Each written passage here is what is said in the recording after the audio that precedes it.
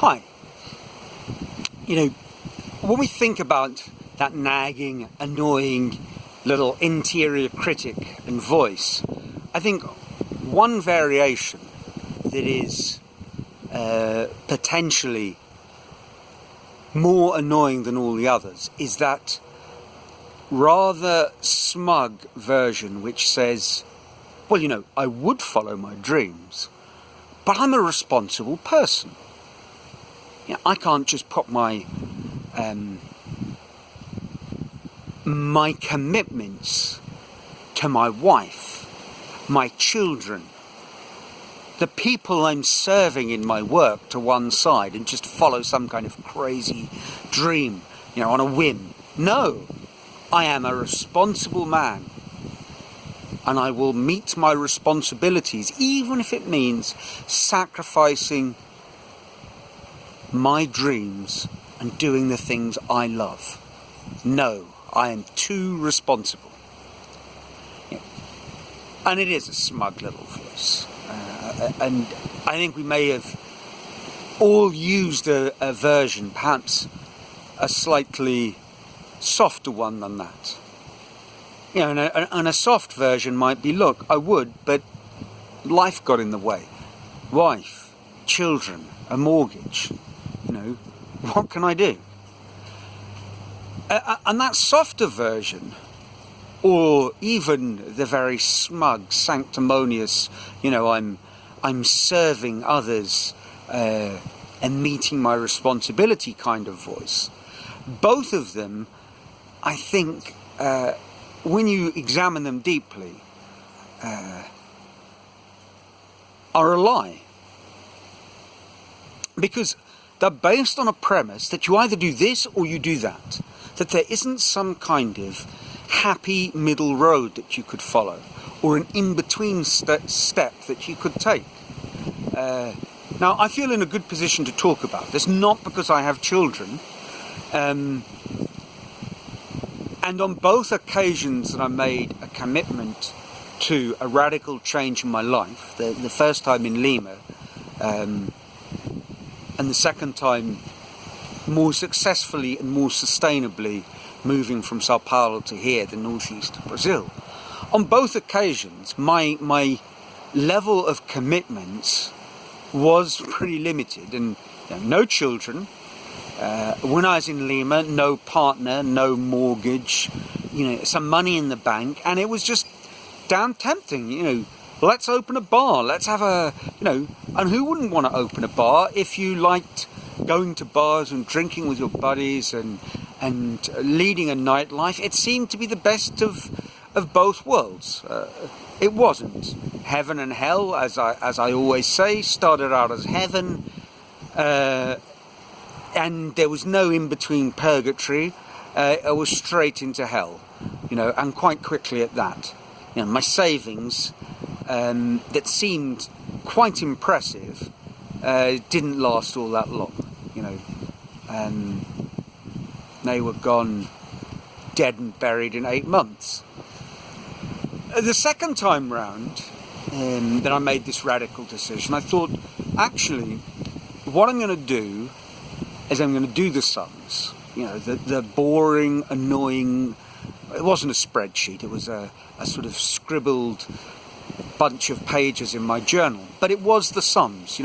How much is it going to cost me to build the house? How much is it going to cost me to live? And once I'd kind of worked that out, that it was feasible, that I could afford to build the house, and that what I thought at the time would be my income from rent, and what I thought at the time would be a fairly easy to rent apartment, I could live on that, then it made the whole decision-making process a lot easier. The idea then became pay off the mortgage, build the house while I'm earning money at the school, and decent money, and move up here when I don't have major capital expenditure. I do have a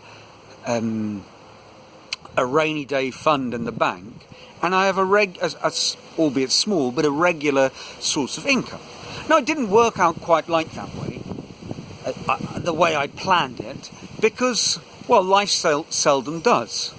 But it did mean that whilst the first year was challenging, the apartment wasn't rented for well beyond 6 months, but I was able to survive.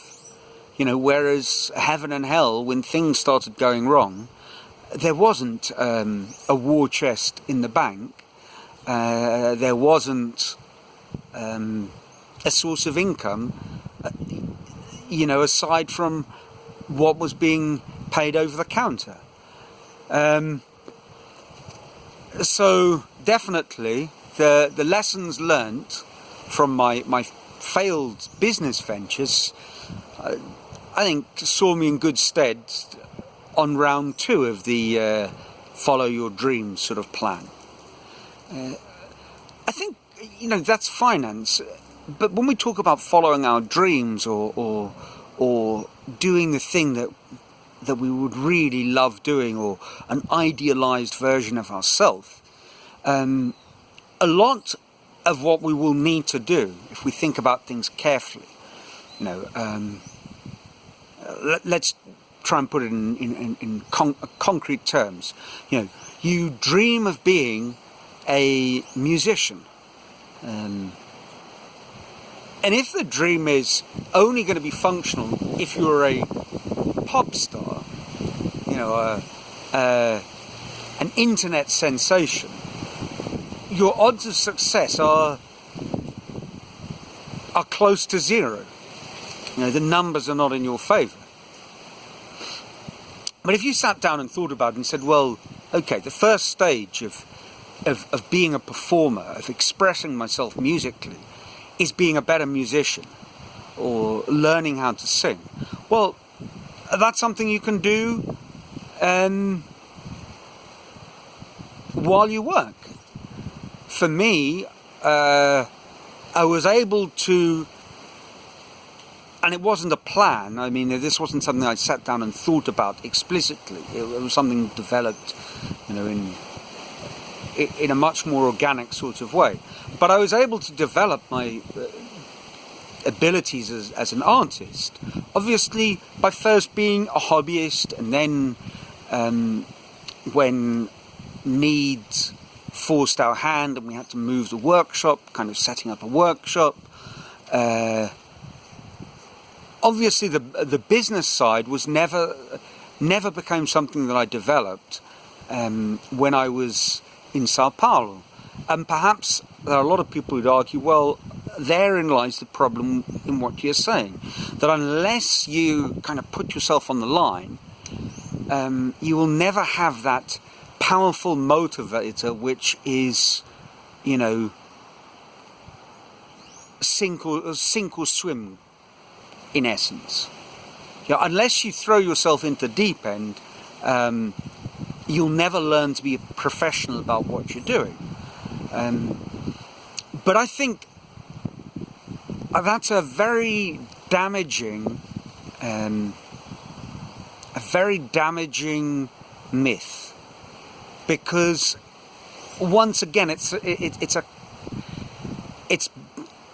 distilling things into a binary situation. So if you want to become a professional artist, or professional writer, let's say, there are a myriad of watershed moments along the way. And right at the beginning of it all is developing a regular writing habit. And that's something that can be done while you still have a job. You think of the multi-million selling writer, John Grisham, or Stephen King. Both of them had phases where, I think Stephen King, if my memory serves me correctly, he did a number of jobs. I think at some point he might have been teaching. John Grisham, was a lawyer. And he wrote in the morning, I think, before he went and earned his corn. So this idea that it's all or nothing is complete nonsense. This idea that, you can't